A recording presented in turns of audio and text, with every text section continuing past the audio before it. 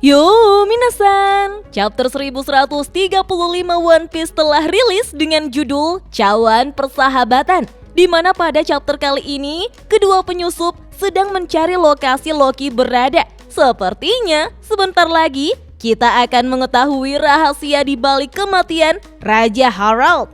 Oh iya, siapa tahu ada yang ingin berdonasi? Silakan klik link Saweria yang ada di deskripsi ya. Pada cover chapter 1135 One Piece dengan judul Anak Oni Yamato dan Pengembaraan Kuil Suci Inari bagian ke-21, Aku Lebih Kuat Dari Sebelumnya, di mana Otama menendang wajah Holdem dengan sangat keras. Chapter pun dimulai dengan Chopper dan Bonnie yang tampak kecil dan imut di atas buku yang sangat besar. Buku-buku yang ditranskripsi dari Ohara tampaknya tetap menggunakan bahasa poneglyph. Apakah para raksasa bisa membaca tulisan poneglyph minasan? Kemudian kita diperkenalkan Bibelot, burung hantu raksasa penjaga perpustakaan yang telah berada di Elbap ratusan tahun lalu. Dia sanggup membesarkan buku-buku secara otomatis yang masuk ke dalam lingkup wilayahnya.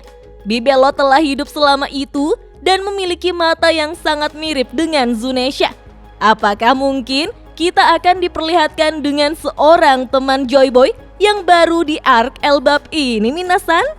Kemudian, sekalipun surat kabar tidak masuk ke Pulau Elbap karena tidak berafiliasi dengan pemerintah dunia, namun para nelayan terkadang membawa surat kabar dan ukurannya akan dibesarkan agar para raksasa bisa membaca berita dari luar Pulau Elbap.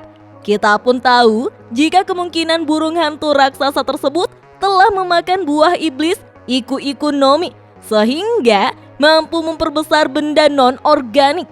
Jika Lilith benar soal hal tersebut, maka Bibelot akan menjadi hewan pertama yang mengonsumsi buah paramesia.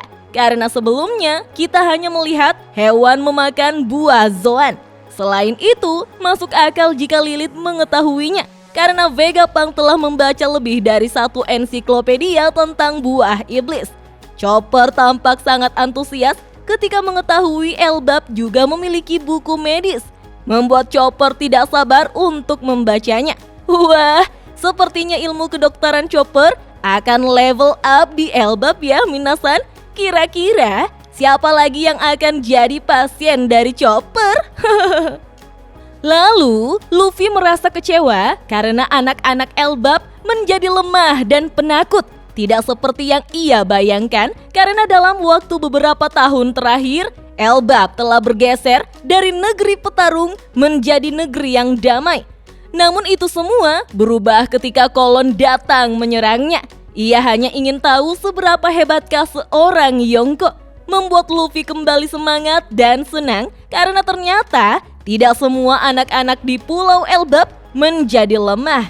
Kita akhirnya tahu bahwa Ripley adalah ibu Kolon, sedangkan ayahnya adalah seorang manusia, bajak laut terkenal dan kuat. Bahkan katanya ayah Kolon tidak takut bahkan kepada para raksasa Elbap.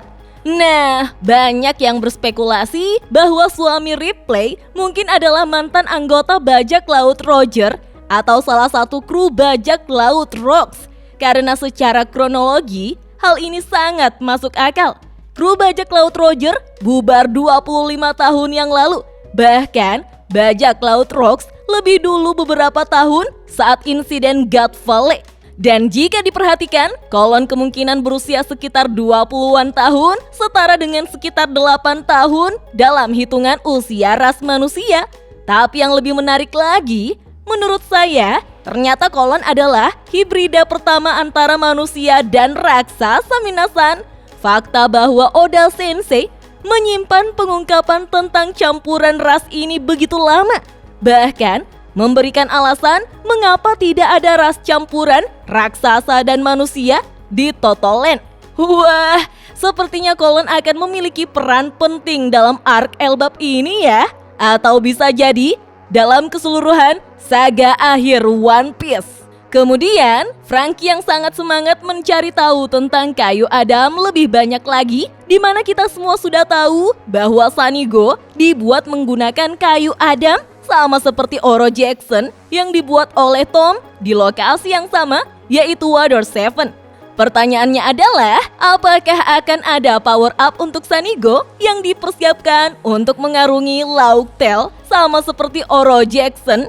Dan apakah di masa depan akan menjadi kenyataan bahwa hadiah baru Franky memungkinkan munculnya Sunny Mecha yang dikendalikan oleh Franky?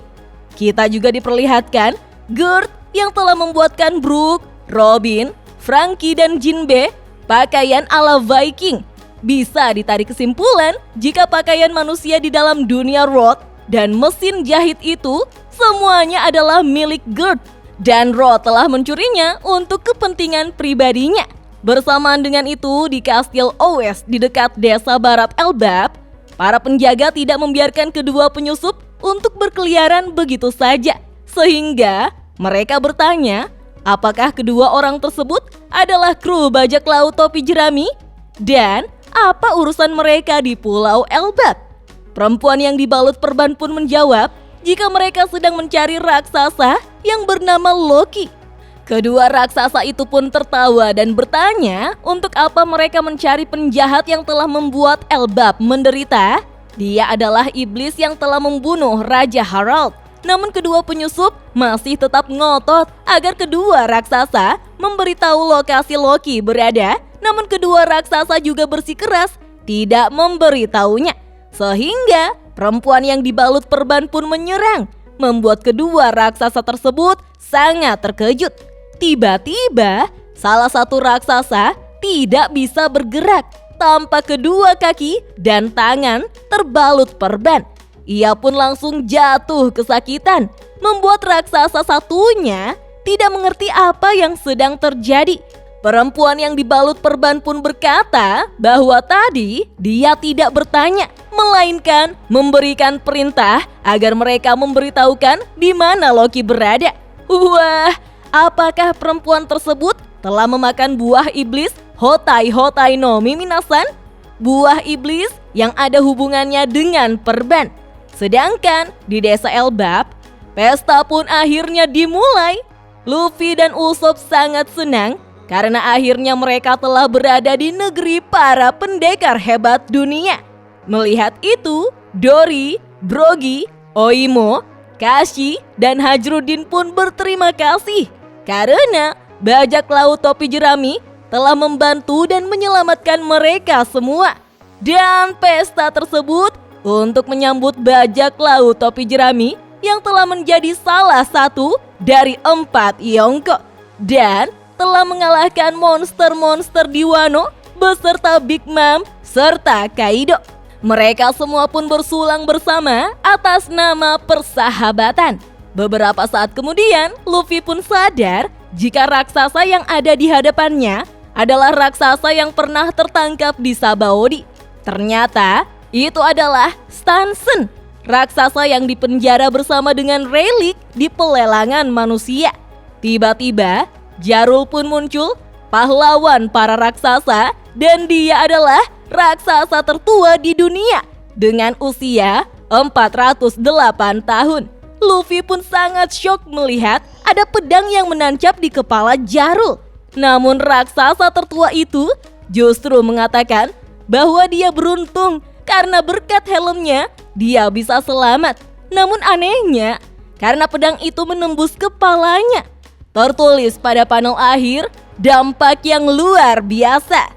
Dan chapter 1135 One Piece pun hanya sampai di sini minasan. Wah, masih menjadi pertanyaan besar mengapa dua penyusup di Kastil Owes justru mencari lokasi Loki. Yang berarti mereka sudah tahu jika Loki ditahan atas pembunuhan Raja Harald. Namun yang menjadi pertanyaan, benarkah Loki yang telah membunuh ayahnya sendiri atas dasar penuh kesadaran untuk mendapatkan buah iblis? Kalaupun benar, berarti kedua penyusup mengincar buah iblis yang telah didapatkan oleh Loki. Karena menurut saya, kedua penyusup tersebut tidak mungkin hanya mengincar kepala Loki yang bernilai 2,6 miliar berry itu. Sepertinya sebentar lagi kita akan mengetahui fakta sesungguhnya yang mengejutkan dari kematian Raja Harald. Dan tentunya rahasia dari kematian sang raja akan membuat alur cerita di Elbap semakin memanas. Kalau menurut minasan, bagaimana? Kita lanjut ngobrol yuk di kolom komentar. Oke deh, sampai di sini dulu ya. Dah.